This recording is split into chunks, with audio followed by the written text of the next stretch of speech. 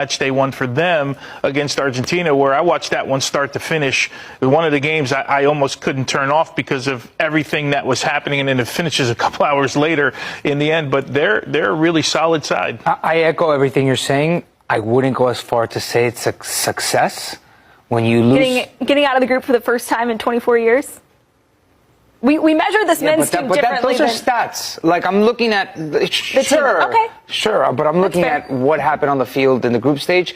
You beat two really bad teams that you're expected to beat, and you beat them with a lot of personality, and that's great for the U.S. You expect the U.S. to do that, and you lost to a better team, and then if you lose to Morocco, like, if you're a success, I think, is beating Morocco. If you succeed, you have to go past the expectations. It goes back. I'll harken back to the whole conversation we had at the World Cup with the senior team. You beat the teams you're supposed to beat. You lost the teams that people thought you were going to lose to. I can't qualify that as success. You did all right. Thumbs up. You competed. You did what you needed to do.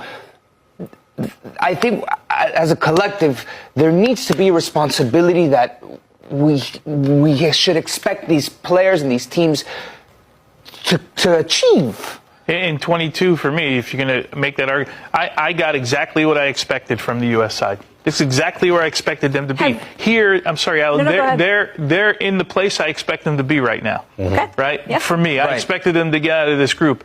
If they lose to Morocco, is this a pass or fail? If that's your only option, pass or fail. And I think that goes back to the argument. That's too easy for a U.S. national team at an Olympics. That's too easy for grade. Let me finish, and I think you'll understand where I'm coming from. If the question is, did they pass or fail? We have to say it's a pass. Did they exceed your expectations? Did they shine above what you expected? No. I think all three of us agree. This is what we thought would happen. Bare minimum. But you didn't surprise me. Go out against this Morocco team, surprise me. If not, okay, you got out of the group. That's good. So it's not good enough. If they lose against Morocco, is it pass or fail? When we go to the, I don't know the answer yet for me. When we go to the Olympics in any sport, what's the expectation? Medal. Whereas we're going to be we're going to win a medal, right? And I think that is pass for me for this side. When I think about the Olympics, under 23, essentially under 23 tournament with some overage players. That one, I still don't know the answer. Going into this, your expectation was that they would medal the U.S.? Yeah, I mean, you get out of the group, you're in the quarterfinals. You're just going to win one more game and you're playing for a medal. Game to have a chance to play for a medal. Yeah, I completely agree. You know what I mean? So you convinced me, Tony. I want to say pass because we haven't done it for how many years? This is the first time in 24 years the U.S. have advanced to the knockouts. Okay, so I want to say pass because of that, but like I had expectations in the last 24 years that we would have done this already. You know? Right. Previous fails doesn't make this automatically a pass. But if you're grading on a curve, you kind of got to say, there's no curve here. There's no curve here. There's a reality. You played 3 games. You lost pretty badly. The result says you lost pretty badly against France, and you won the next 2 games. All right, this is a challenge. It's the quarterfinals of the Olympics. The U.S., just like in any other sport, obviously there are greater advantages that the U.S. has in other sports, but we're at the Olympics. You want the medal. You want to walk home. These guys want to walk home for them. These guys, if they lose, you know what? If they lose to Morocco, the 18 players on the squad, they will have felt like they failed their objective. Absolutely. And I think, and that's what matters most. And I don't want to, we need to walk away from sugarcoating and tossing flowers when flowers aren't deserved. The U.S. doesn't, I'm going to go back and I'm going to agree with Tony. The U.S. doesn't beat Morocco. We didn't end up achieving the objective, which is a medal. And that's the standard that as a footballing nation, we should hold every single one of our national teams, because we have infrastructures in place, we have money that's being invested into our sport. That's our standard that we should hold our teams at. And look, I don't want to be soft on these national teams because it's like a pass, and we want to be nice to I don't disagree with either of you. But we're also not the only country that has infrastructure and money being poured into the sport.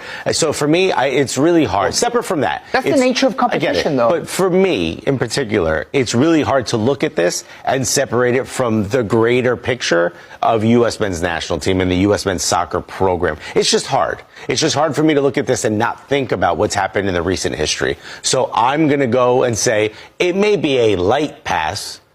It may be barely a pass. But for me, it's a pass. you didn't shine. I'm not walking away with a ton of confidence and saying we're on the right path. But at least this isn't yet another failure, another stinker of a job. I walk away feeling that if we lose to Morocco. I'm not happy. I'm not proud. But at least I'm not sad. Does that make sense? This team hasn't done poorly, all right? They haven't done poorly in this competition. No. The question was, where you draw the line, basically, on is this a pass or fail for this team? I find, for me personally, I find it hard to equate anything that this team does with the U.S. men's national team. Like anything that happened in the summer. I look at this, I want to say it's a youth tournament, right? With pros that play. I mean, that's unfortunately or fortunately the moment we're in world football, and all these guys are pros at 18 years old. So this is a youth tournament in air quotes with guys that are playing at professional level.